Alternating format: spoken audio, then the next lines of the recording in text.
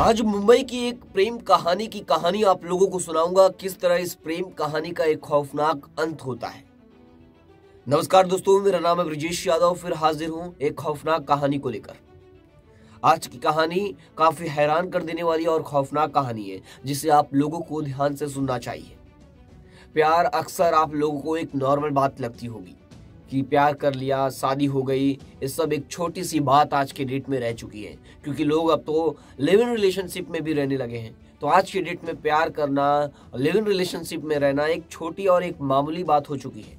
और स्कूलों में हर बच्चे की, हर लड़के या लड़की की एक लव स्टोरी है।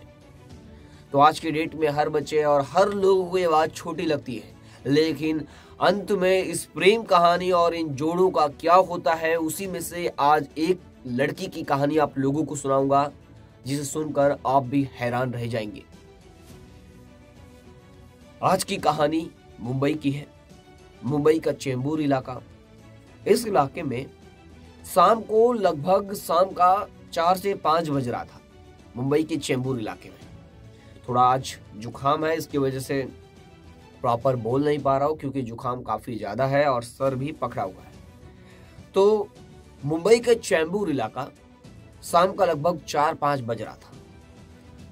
एक युवा अचानक वहां से भाग के जाता है और लोगों को धक्का देकर, यानी हड़बड़ी में इतना तेज भागकर वहां से जाता है और फरार हो जाता है।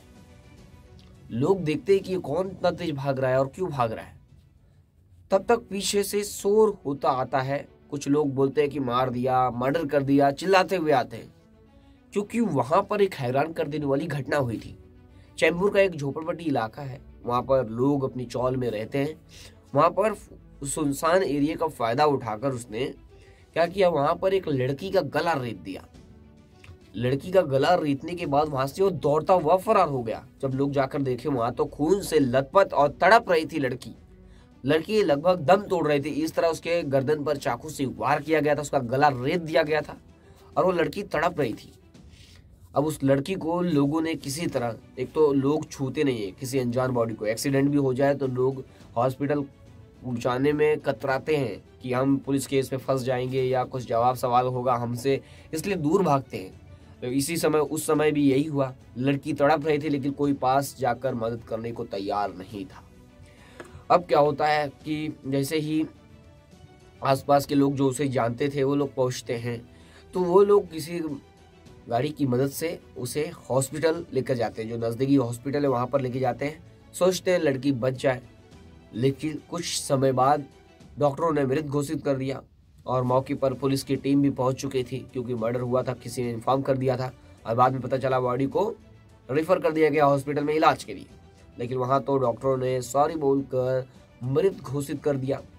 अब पुलिस इस केस में इन्वेस्टिगेशन शुरू करती है कि मामला है क्या, ये पूरी कहानी क्या है, किस तरह एक भीड़ भाड़ वाला चौल, चेंबूर इलाका, और एक चौल में रहती हुई लड़की उसके घर के बाहर ही उसको रेत करके, उसका गला रेत करके वो भाग जाता है।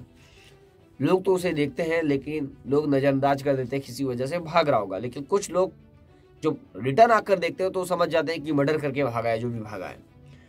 अब पुलिस इस केस में इन्वेस्टिगेशन शुरू करती है। पहले वहां पर मौजूद उस लड़की की इंफॉर्मेशन निकालती है कि लड़की का नाम क्या है। तो पता चलता है लड़की का नाम रूपाली चंदन सिंह है, जिसकी उम्र लगभग 20-21 वर्ष है। कंफर्म नहीं मुझे भी, 20-21 वर्ष है, 20-21 वर्ष। अब पुलिस, अब इस लड़की का इंफॉर्मेशन उसको पता था कि लड़की चेंबूर में रह रही थी कुछ समय से, और उसका नाम रूपाली चंदन सिंह है। अब परिवार वालों से संपर्क करने की कोशिश करती है, जो लड़की के माँ बाप हैं या कोई भाई बहन है। तो लड़की की एक बहन मिलती है। अब बहन मिलती है, बहन से पूछताछ शुरू करती है पुलिस। और पुलिस जब एक टीम इन्वेस्टिगेशन भी शुरू करती है, क्योंकि कातिल को पकड़ना भी एक जरूरी था, क्योंकि एक खौफनाक वारदात को अंजाम देकर वो भागा था। अब पुलिस इलाके का सीसीटीवी खंगालती है। तो दिखता है पुलिस को कि वो तो यहाँ से भागा है और कहीं ना कहीं दोषी या आरोपी यही है, वो क्लियर था। लेकिन पुलिस को उसे पकड़ना एक और चैलेंज था, क्योंकि ये है कौन, कहाँ से भागा और किस तरह कहाँ चला गया, ये भी पता करना है कि अभी वो है कहाँ, मौजूद कहाँ है। तो पुलिस पहले तो उसके बारे में इंफॉर्मेशन निकालती है कौन, रहता कहाँ है, क्योंकि ये पता लगाना इंपॉर्टेंट है, तभी उसको पुलिस गिरफ्तार करेगी कि वो कौन था, क्यों रूपाली को मारा, उसका मोटिव क्या था, रूपाली को मारने के पीछे मकसद क्या था, ये सब सारी चीजें समझना भी जरूरी था। अब रूपाली की बहन से जब पूछताछ होती है तब एक अलग और एक खौफनाक कहानी सामने निकल कर आती है। तब तक पुलिस की टीम जो इन्फॉर्मेशन रूपाली की बहन दी है उसकी मदद से आरोपी को गिरफ्तार कर लेती है। आरोपी का नाम है इकबाल, मोहम्मद इकबाल शेख, जिसकी उम्र 36 वर्ष है। 36 वर्ष का इकबाल शेख, इसे पुलिस गिरफ्तार करती है और कड़ाके से पूछताछ शुरू करती है, क्योंकि ये वहीं से भागा था, वहां के सीसीटीवी, वहां के लोगों ने इसे देखा था, सबूत भी थे। तो पुलिस बाकायदा इसे तोड़ती है पहले तो, और इसे पूछताछ शुरू करती है। इतना पुलिस तोड़ चुकी थी इसे कि ये स्वीकार करता है कि इस वारदात, इस घटना, इस मर्डर को अंजाम इसी ने दिया है। अब पुलिस के सामने एक मोटिव पता करना था, एक कहानी पता करना था, एक एंगल पता करना था कि इसने मर्डर क्यों किया, मर्डर करने का मकसद क्या था, ये किसने उस एक इनोसेंट लड़की को क्यों मारा। ये बहुत बड़ी बात थी और बहुत बड़ी कहानी। तो ये जो कहानी बताया उससे पुलिस के पैरों तले जमीन खिसक गया, और पुलिस को भी जो भी इंफॉर्मेशन, जो भी फैक्ट पता चले हैं, जो भी न्यूज़ चैनलों में छपे हैं, न्यूज़पेपरों में छपे हैं, उसके जरिए मैं आप लोगों को कहानी फ्रेम करके बताता हूँ। कहानी की शुरुआत होती है आज से 3 साल पहले, यानी ये मर्डर तो हुआ है 27 सितंबर को, उससे लगभग 3 साल पहले, या ये बात है 18-19 की, 18-19 की बात है।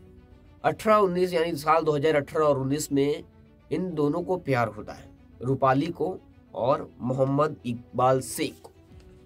36 वर्षीय इकबाल और रूपाली उस समय होगी 17-18 साल की रूपाली होगी। तो इन दोनों को धीरे धीरे प्यार हो जाता है, धीरे धीरे दोनों फोन पर बात करने लगते हैं, धीरे धीरे, यानी इनका प्यार परवान चढ़ रहा था।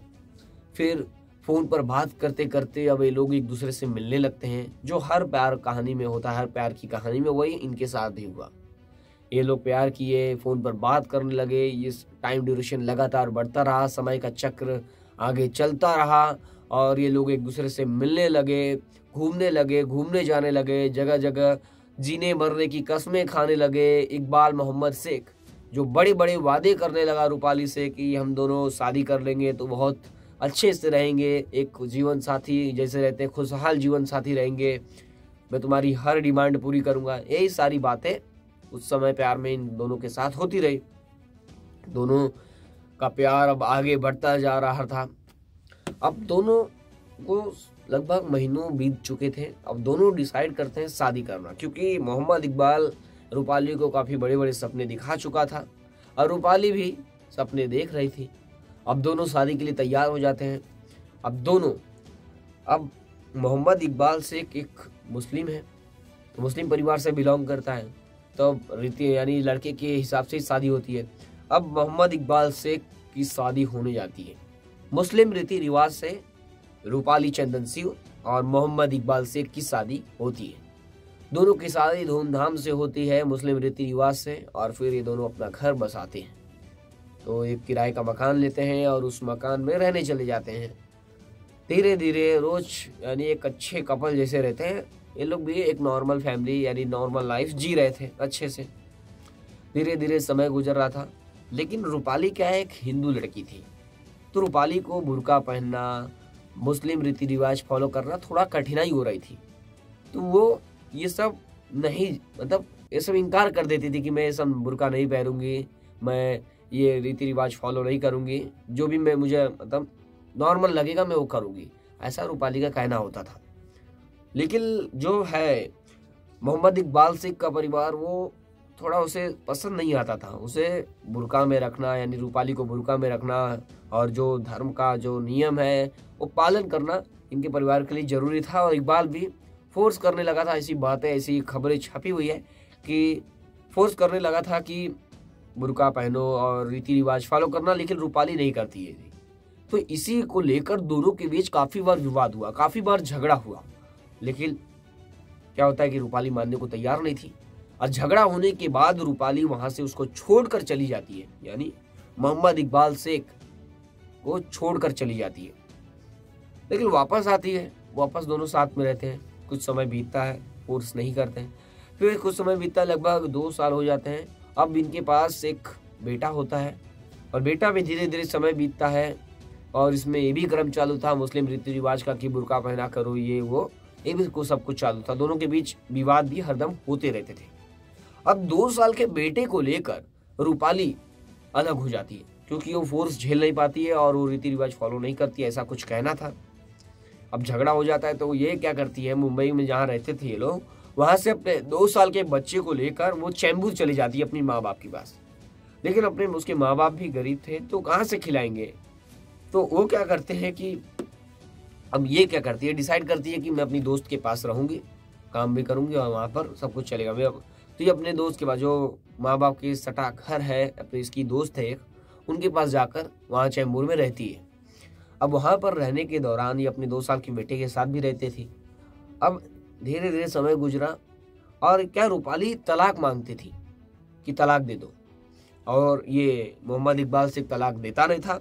और ये अपने जो 2 साल की बेटे को उसे मांगता था कि मैं उसे उसका पालन पोषण करूंगा, तो उसका ध्यान नहीं रखेगी, उसे कोई बीमारी हो जाएगी या उसका स्वास्थ्य वैसे ही खराब रहता है और खराब हो जाएगा। तो ये अपने बेटे, उसके बेटे की कस्टडी अपने हाथ में लेना चाहता था इकबाल कि बेटे को मैं रखूंगा अपने पास। लेकिन रूपाली बोलती थी पहले तलाक दो, लेकिन तलाक देता नहीं था। अब दोनों के बीच विवाद बढ़ गया और वो बेटे को देने को तैयार नहीं थी। तो एक दिन क्या होता है, इकबाल मिलने के लिए बुलाता है कि जहाँ रहती हो एड्रेस बताओ, मैं वहाँ आता हूँ, मिलते हैं। तो सब कुछ नॉर्मली था। तो अचानक 27 सितंबर को ये मिलने के लिए रूपाली जहाँ रहती थी अपनी दोस्त के पास, वहाँ पर जाता है। घर के बाहर खड़ा रहता है और इसके मन में कुछ और चल रहा था। और रूपाली सोच रही थी कि मेरा पति या मेरा प्रेमी मेरे से मिलने आया है। अब ये तो कुछ नया खौफनाक प्लान इसके और उसके दिमाग में एक नई खिचड़ी पक रही थी। जैसे ही रूपाली उसके पास आती है, वो थोड़ा बच्चे को खिलाता है और बच्चे को नीचे रखने के बाद रूपाली का गला रेत देता है। गला रेतने के बाद वहां पर एक भगदड़ मच जाती है और वहां से तेजी से भाग जाता है और ये पूरी घटना आप लोगों के सामने आती है।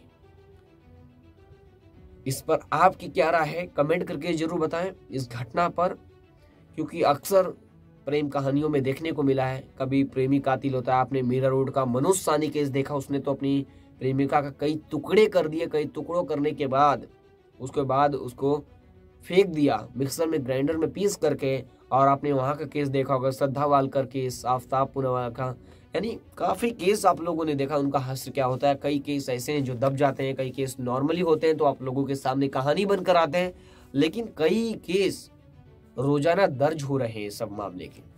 तो सावधान रहें, सतर्क रहें। फिर मिलूंगा एक नई कहानी और एक नई घटना के साथ। तब तक के लिए जय हिंद।